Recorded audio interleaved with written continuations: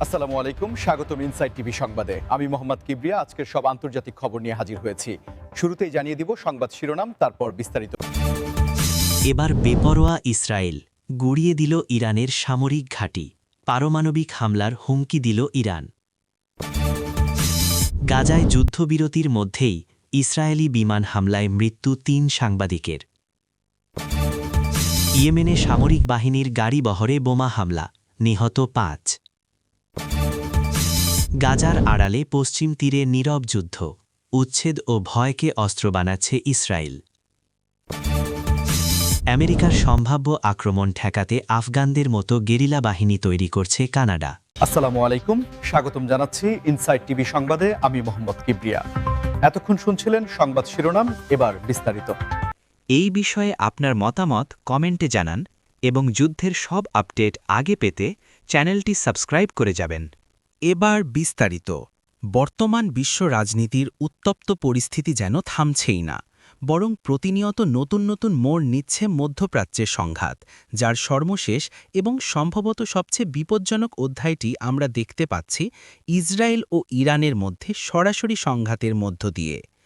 সাম্প্রতিক প্রতিবেদনে উঠে এসেছে যে ইসরায়েল এবার বেশ বেপরোয়া মনোভাব নিয়ে ইরানের ভূখণ্ডে বড় ধরনের সামরিক অভিযান চালিয়েছে এবং তাদের লক্ষ্যবস্তু ছিল ইরানের বেশ কয়েকটি গুরুত্বপূর্ণ সামরিক ঘাঁটি, যা সফলভাবে গুড়িয়ে দেওয়ার দাবি করেছে তেল আবিব। এই হামলার ভয়াবহতা এবং এর কৌশলগত প্রভাব বিশ্লেষণ করলে দেখা যায় এটি কেবল সাধারণ কোনো সীমানা সংঘাত নয়, বরং এটি দীর্ঘদিনের ছায়াযুদ্ধ বা প্রক্সি ওয়ার থেকে সরাসরি যুদ্ধের দিকে ধাবিত হওয়ার একটি স্পষ্ট ইঙ্গিত। ইসরায়েলি বিমানবাহিনীর এই আচমকা আক্রমণ ইরানের প্রতিরক্ষা ব্যবস্থাকে বড় ধরনের চ্যালেঞ্জের মুখে ফেলে দিয়েছে এবং এর জবাবে তেহরানও বসে নেই, বরং তারা পাল্টা এবং অত্যন্ত কঠোর হুঁশিয়ারি উচ্চারণ করেছে, যা পুরো বিশ্বকে নতুন করে পারমাণবিক যুদ্ধের আশঙ্কায় কাঁপিয়ে দিয়েছে। ইরান স্পষ্টভাবে জানিয়েছে যে যদি তাদের সার্বভৌমত্বের ওপর এই ধরনের আঘাত অব্যাহত থাকে তবে তারা তাদের পারমাণবিক সক্ষমতা ব্যবহারে দ্বিধা করবে না, যা আন্তর্জাতিক নিরাপত্তা বিশ্লেষকদের কপালে চিন্তার ভাঁজ ফেলেছে। আপনারা জানেন ইরান দীর্ঘদিন ধরেই তাদের পারমাণবিক কর্মসূচি চালিয়ে আসছে, যা নিয়ে পশ্চিমা বিশ্বে সবসময় উদ্বেগ ছিল। কিন্তু এবার খোদ ইরানের মুখ থেকে সরাসরি পারমাণবিক হামলার হুমকি আসার পর বিষয়টি আর কেবল আঞ্চলিক সংঘাতের মধ্যে সীমাবদ্ধ নেই, এটি এখন বৈশ্বিক নিরাপত্তার জন্য এক বড় হুমকি হয়ে দাঁড়িয়েছে। বিশ্লেষকরা মনে করছেন ইসরায়েলের এই হামলার পেছনে সম্ভবত পশ্চিমা বিশ্বের বড় কোনো শক্তির মৌন সম্মতি বা গোয়েন্দা সহায়তা থাকতে পারে, কারণ ইরানের আকাশসীমা ভেদ করে এত গভীরে গিয়ে হামলা চালানো চারটিখানি কথা নয়। গাজায় যখন সাময়িক যুদ্ধবিরতির কথা শোনা যাচ্ছিল এবং বিশ্ববাসী আশা করছিল যে অন্তত কিছুদিনের জন্য হলেও সাধারণ মানুষ স্বস্তির নিঃশ্বাস ফেলতে পারবে, ঠিক তখনই যুদ্ধের নির্মম বাস্তবতা আমাদের সামনে একটি মর্মান্তিক খবর নিয়ে এসেছে। যুদ্ধবিরতির মধ্যেই ইসরায়েলি বিমান হামলায় ৩ জন সাংবাদিকের মৃত্যুর খবর নিশ্চিত হওয়া গেছে। সাংবাদিকতা পেশাটি এমনিতেই ঝুঁকিপূর্ণ, বিশেষ করে যুদ্ধবিধ্বস্ত অঞ্চলে যেখানে জীবনের কোনো নিশ্চয়তা নেই, কিন্তু যুদ্ধবিরতি চলাকালীন সময়ে প্রেস লেখা জ্যাকেট পরিহিত সাংবাদিকদের উপর এমন হামলা আন্তর্জাতিক আইন এবং মানবিক মূল্যবোধের চরম লঙ্ঘন বলে মনে করছেন মানবাধিকার কর্মীরা। নিহত এই ৩ সাংবাদিক কেবল সংবাদ সংগ্রহই করছিলেন না, তারা ছিলেন বহির্বিশ্বের কাছে গাজার ভেতরের পরিস্থিতি তুলে ধরার একমাত্র মাধ্যম। তাদের ক্যামেরা এবং কলমই ছিল সত্য প্রকাশের হাতিয়ার, যা এই হামলার মাধ্যমে স্তব্ধ করে দেওয়া হলো। এই ঘটনাটি আবারও প্রমাণ করে যে আধুনিক যুদ্ধক্ষেত্রে নিরাপদ জোন বা সেফ জোন বলে আসলে কিছু নেই এবং সত্য প্রকাশ করাটা এখন কতটা প্রাণঘাতী হতে পারে।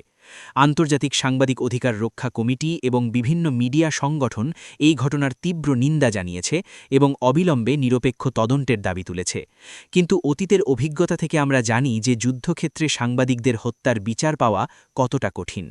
প্রত্যক্ষদর্শীদের মতে হামলাটি ছিল অত্যন্ত সুনির্দিষ্ট এবং আচমকা, যার ফলে সাংবাদিকরা আত্মরক্ষার কোনো সুযোগই পাননি। এই ঘটনা গাজায় কর্মরত অন্যান্য মিডিয়া কর্মীদের মধ্যে তীব্র আতঙ্ক সৃষ্টি করেছে, কারণ তারা এখন মনে করছেন যে তাদের টার্গেট করা হচ্ছে, যেন যুদ্ধের প্রকৃত ভয়াবহতা বিশ্বের সামনে না আসে। বিষয়টি নিয়ে সোশ্যাল মিডিয়ায় ব্যাপক তোলপাড় শুরু হয়েছে এবং অনেকেই প্রশ্ন তুলছেন, যুদ্ধবিরতির অর্থ কি তবে কেবল কাগজে কলমেই সীমাবদ্ধ?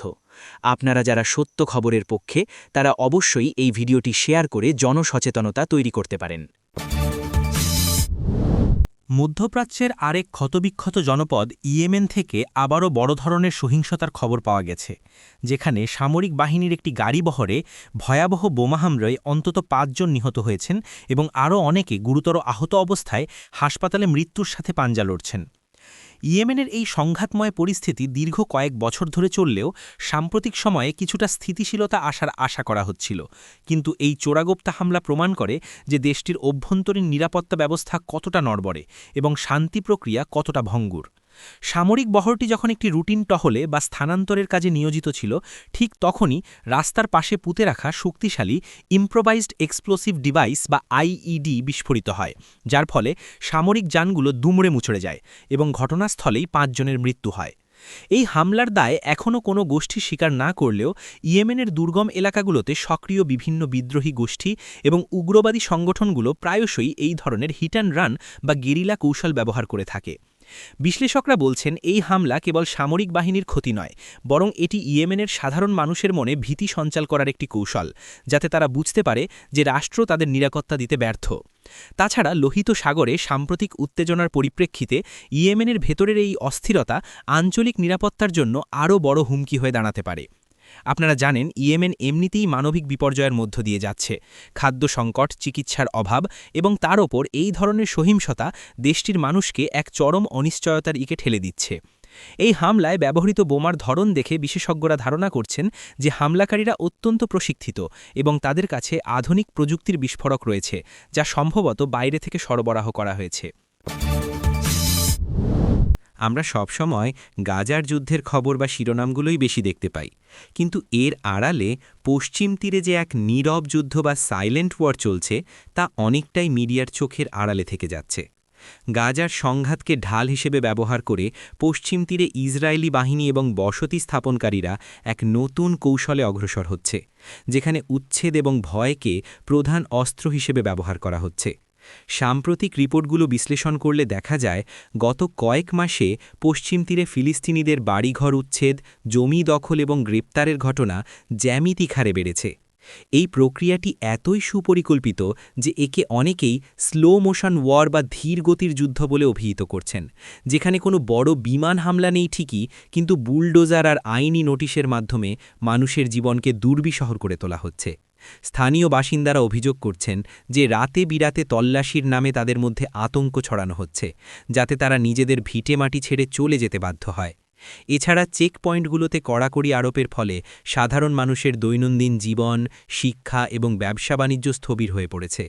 বিশ্লেষকরা বলছেন, গাজার দিকে যখন পুরো বিশ্বের নজর, তখন পশ্চিম তীরে জনতাত্ত্বিক পরিবর্তন আনার একটি দীর্ঘমেয়াদী পরিকল্পনা বাস্তবায়ন করা হচ্ছে। এই নীরব যুদ্ধের ভয়াবহতা হল, এখানে রক্তপাত কম হলেও মানসিক এবং অর্থনৈতিকভাবে একটি জনগোষ্ঠীকে পঙ্গু করে দেওয়া হচ্ছে। আন্তর্জাতিক মানবাধিকার সংস্থাগুলো এই বিষয়টিকে ফোর্সড ডিসপ্লেসমেন্ট বা জোরপূর্বক স্থানান্তরের সাথে তুলনা করেছে, যা আন্তর্জাতিক আইনের পরিপন্থী। এবার আসা যাক একটু ভিন্নধর্মী এবং চমৎপ্রদ একটি খবরে, যা হয়তো অনেকেই বিশ্বাস করতে চাইবেন না। আমেরিকার সম্ভাব্য আক্রমণ প্রতিহত করতে কানাডা নাকি আফগান স্টাইলের গেরিলা বাহিনী তৈরি করার পরিকল্পনা করছে বা সেই আদলে তাদের প্রতিরক্ষা কৌশল সাজাচ্ছে। খবরটি শুনে অবাক হওয়াটাই স্বাভাবিক, কারণ কানাডা এবং আমেরিকা বিশ্বের সবচেয়ে ঘনিষ্ঠ বন্ধুরাষ্ট্রগুলোর মধ্যে অন্যতম এবং তাদের মধ্যে যুদ্ধের কল্পনা করাটাও অনেকটা অবাস্তব মনে হতে পারে। কিন্তু প্রতিরক্ষা বিশ্লেষক এবং সামরিক স্ট্র্যাটেজিস্টরা সবসময়ই ওয়ার্স্ট কেস সিনারিও বা সবচেয়ে খারাপ পরিস্থিতির জন্য প্রস্তুত থাকার পরামর্শ দিয়ে থাকেন। সম্প্রতি কিছু গোপন নথি বা প্রতিরক্ষা আলোচনার বরাতে জানা গেছে যে কানাডা তাদের বিশাল ভৌগোলিক আয়তন এবং তুলনামূলক ছোট সামরিক বাহিনীর কথা মাথায় রেখে প্রচলিত যুদ্ধের চেয়ে অ্যাসিমেট্রিক ওয়ারফেয়ার বা অসম যুদ্ধের কৌশলের দিকে ঝুঁকছে। এর মানে হল, যদি কখনো কোনো পরাশক্তি তাত্ত্বিকভাবে আমেরিকা বা অন্য কেউ কানাডা আক্রমণ করে, তবে তারা সামনাসামনি যুদ্ধে না গিয়ে আফগানিস্তানের গেরিলা বা ফিনল্যান্ডের উইন্টার ওয়ার স্টাইলে প্রতিরোধ গড়ে তুলবে। এখানে উল্লেখ্য, আফগানিস্তানে দীর্ঘ ২০ বছর যুদ্ধ করেও আমেরিকা পুরোপুরি নিয়ন্ত্রণ প্রতিষ্ঠা করতে পারেনি মূলত এই গেরিলা কৌশলের কারণে। কানাডার এই কৌশলের মূল মন্ত্র হল শত্রুকে দেশের গভীরে ঢুকতে দেওয়া এবং তারপর স্থানীয় পরিবেশ, জঙ্গল ও বরফাচ্ছাদিত দুর্গম এলাকাকে কাজে লাগিয়ে তাদের সরবরাহ লাইন বিচ্ছিন্ন করে দেওয়া। নাগরিকরা কিভাবে ছোট ছোট দলে বিভক্ত হয়ে প্রতিরোধ গড়ে তুলবে তার উপর ভিত্তি করেই এই ধরনের মডিউল নিয়ে আলোচনা হচ্ছে। তবে ভয়ের কিছু নেই, এটি এখনই কোনো বাস্তব যুদ্ধের প্রস্তুতি নয়, বরং এটি একটি স্ট্র্যাটেজিক ডিফেন্স স্টাডি বা কৌশলগত প্রতিরক্ষা গবেষণার অংশ। আধুনিক বিশ্বে প্রতিটি দেশই তাদের সার্বভৌমত্ব রক্ষায় সব ধরনের সম্ভাব্যতা যাচাই করে থাকে।